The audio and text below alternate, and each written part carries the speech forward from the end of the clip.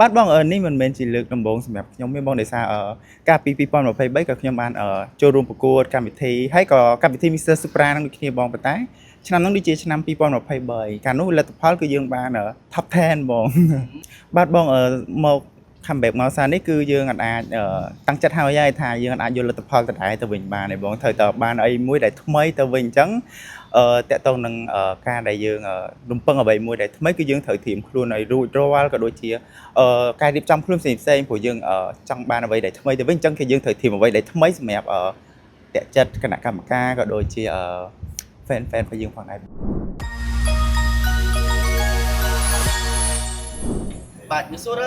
បាទជំរាបសួរបងបាយអូនសុខសប្បាយបងបាទអរគុណច្រើនបាទបញ្ញរិទ្ធបាទជាដំបូងមកសូមបងប្អូនបាទជួយណែនាំខ្លួនបាទខ្ញុំបាទឈ្មោះនួនបញ្ញរិទ្ធមានអាយុ29ឆ្នាំហើយឆ្នាំនេះខ្ញុំបានដាក់ពាក្យចូលរួមប្រកួតនៅក្នុងកម្មវិធី Mr. Supra National 2026ផងដែរបងបាទអរគុណច្រើនបាទអូខេបងប្អូនយើងបានដឹងហើយថារិទ្ធគឺជាតារាសម្ដែងផងដែរបាទប៉ុន្តែតើតើទៅនឹងការប្រកួតសម្រស់ផ្នែកបរិយាឯកបាទតើ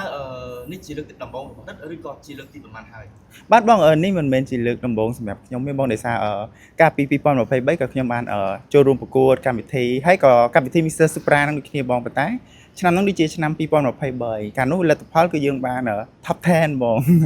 បាទបងបាទអរគុណច្រើនបាទ comeback មកលើកនេះបាទសម្រាប់រិទ្ធមានជំនឿចិត្តយ៉ាងណាដែរក្នុងការប្រកួតបាទបងមក comeback មកសារនេះគឺយើងអាចតាំងចិត្តហើយថាយើងអាចយកលទ្ធផលដដែលទៅវិញបានទេបងត្រូវតើបានអីមួយដែលថ្មីទៅវិញអញ្ចឹងតកតងនឹងការដែលយើងរំពឹងអ្វីមួយដែលថ្មីគឺយើងត្រូវត្រៀមខ្លួនឲ្យរួចរាល់ក៏ដូចជាការរៀបចំខ្លួនផ្សេងព្រោះយើងចង់បានអ្វីដែលថ្មីទៅវិញអញ្ចឹងគឺយើងត្រូវត្រៀមអ្វីដែលថ្មីសម្រាប់តាក់ចិត្តគណៈកម្មការក៏ដូចជាfan របស់យើងផងដែរបងបាទអូខេរឹកអាចបង្ហើបបានថាអ្វីដែលថ្មីសម្រាប់ដាក់ពួកមកត្រៀមសម្រាប់គណៈកម្មការនិងអ្នកគ្រប់គ្រងបាទមានដូចជាអ្វីដែរបាទអាចបង្ហើបបន្តិចតួចបាទបង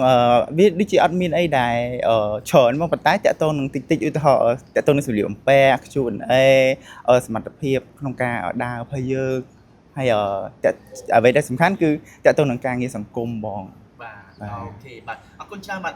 បងសុំសួរនៅសំណួរមួយដែលបងសួរទៅកាន់បាទបេក្ខភាពរបស់យើងគឺថាគ្រប់គ្នាតែម្ដងបាទបងបាទសារតែនៅក្នុង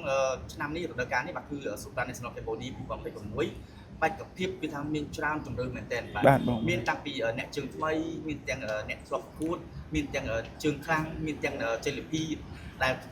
ជាម្ចាស់ជលពីកម្មវិធីហើយត្រឡប់មកវិញ comeback មកវិញមានទាំងតារាបង្ហាញមុខតារាសម្ដែងអាជីពបាទគាត់ត្រឡប់មកវិញបាទអញ្ចឹងសម្រាប់បងបាទ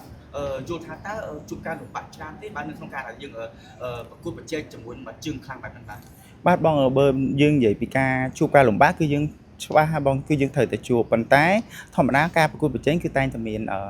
ចាញ់មានឈ្នះអញ្ចឹងអាហ្នឹងគឺយើងវាស្ថិតលើការខិតខំប្រឹងប្រែងរបស់យើងឯងបងបាទអូខេបាទអញ្ចឹងអាចនឹងមានអារម្មណ៍ថាមានសម្ពាធទេចំនួនចិត្តយើងត្រូវខំប្រឹងទេព្រោះថាជើងខ្លាំងច្រើនមែនទេ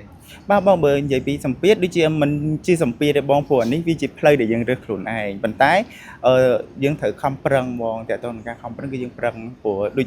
ជំរាបបងមុនអញ្ចឹងថាយើងមកសារនេះគឺយើងអត់ចង់បានលទ្ធផលដដែលទៅវិញគឺយើងចង់បានអីដែលថ្មីត្រឡប់ទៅវិញបងហើយអ្វីដែលថ្មីគឺយើងយកឲ្យបើយើងនិយាយពីជំរឿវិញយកជ្រៅជាងមុនណាបងបាទបងអូខេមួយរយៈមកពី2023មកដល់2026បាទរយៈពេល3ឆ្នាំបាទតើបងអូនបាទយើងបាទ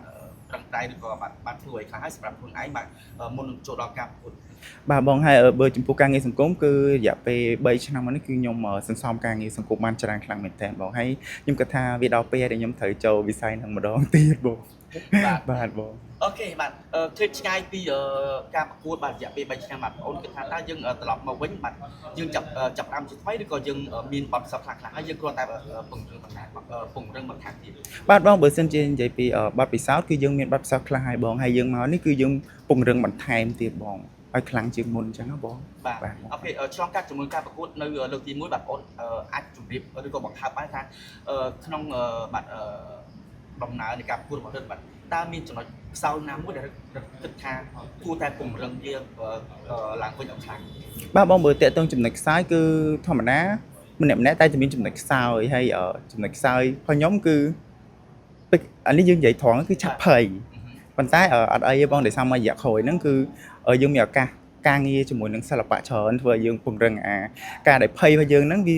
គេហៅថាស៊ាំបងស៊ាំជាមួយនឹងការភ័យហើយអញ្ចឹងដូចជាអត់បញ្ហាបងមកដល់ឥឡូវនេះ អូខេបាទអរគុណច្រើន បាទអរគុណបង ឥឡូវសូមសំណួរចុងក្រោយបាទអាចថាសួរតដែរបាទថាបានត្រៀមឬរត់ហើយនៅបាទសម្រាប់ការប្រកួតជាផ្លូវការ Supra National Cambodia 2026 បាទបងខ្ញុំត្រៀមខ្លួនរួចរាល់ហើយបងសម្រាប់វេទិកាប្រកួត Supra National 2026នេះបង I'm ready បង អូខេបាទអរគុណច្រើនបាទចុងក្រោយមានអ្វីចង់ផ្ដាំផ្ញើដូចជាអរគុណដល់អ្នកគ្រប់គ្រងរបស់យើងផ្ដាំគាត់ឲ្យគាត់ជួយផ្ដល់កម្លាំងចិត្តបាទជួយគ្រប់គ្រងបងអូនបាទក្នុងពេលដែលយើងចាប់ផ្ដើមរហូតដល់ថ្ងៃ final បាទបងជាចុងក្រោយមានតែម្រាមដៃ10អរគុណដល់ពុកម៉ែបងប្អូនទាំងអស់គ្នាដែលតែងតែគ្រប់គ្រងខ្ញុំកន្លងមកតាំងពីឆ្នាំ2023មកដល់ឥឡូវហើយក៏នៅតែទទូចសូមសំណូមពរឲ្យពុកម៉ែបងប្អូនក៏ដូចជា fan ទាំងអស់គ្នានៅតែបន្តគ្រប់គ្រងរូបខ្ញុំបាននៅលើឆាកវេទិកាប្រកួត Mr. Supra National 2026ឆ្នាំនេះម្ដងទៀតបាទ បាទអរគុណច្រើន អរគុណបង